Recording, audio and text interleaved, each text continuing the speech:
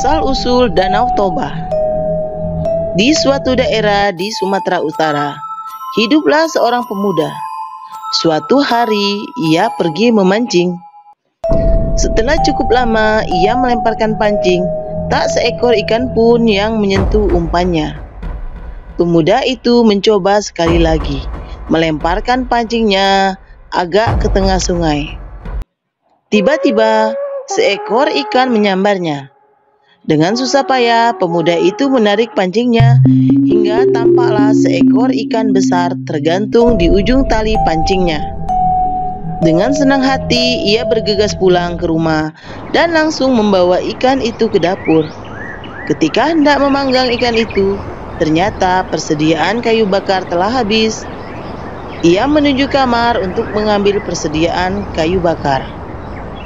Saat kembali ke dapur, ikannya lenyap dan berganti dengan beberapa keping uang emas.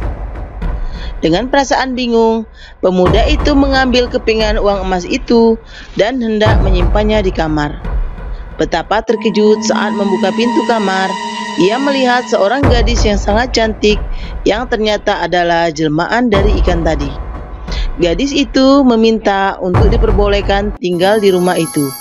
Akhirnya, mereka pun menikah dengan syarat sang pemuda bersumpah tidak akan pernah mengungkit asal-usulnya. Setelah menikah, mereka dikaruniai seorang anak laki-laki. Suatu hari, ibunya menyuruh anak itu mengantarkan bungkusan nasi dan ikan panggang untuk ayahnya di ladang. Di tengah perjalanan, tiba-tiba anak itu merasa lapar. Ia pun berhenti dan makan sebagian isi dari bekal nasi ayahnya. Sesampainya di ladang, ia segera menyerahkan bungkusan itu kepada ayahnya.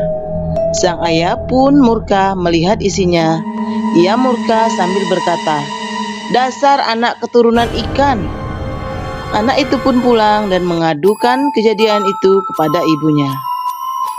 Sang ibu pun sedih. Seketika itu pula sang ibu menyuruh anaknya agar naik ke puncak bukit dan ia sendiri segera berlari menuju sungai. Saat ia berada di tepi sungai, cuaca yang semula cerah tiba-tiba berubah menjadi gelap gulita. Langit bergemuruh, disusul petir menyambar, disertai hujan yang sangat deras. Pada saat itulah sang ibu segera melompat ke dalam sungai dan tiba-tiba berubah menjadi seekor ikan besar. Hujan, sungai itu banjir, menyebabkan genangan air yang luas dan akhirnya berubah menjadi sebuah danau yang sangat besar.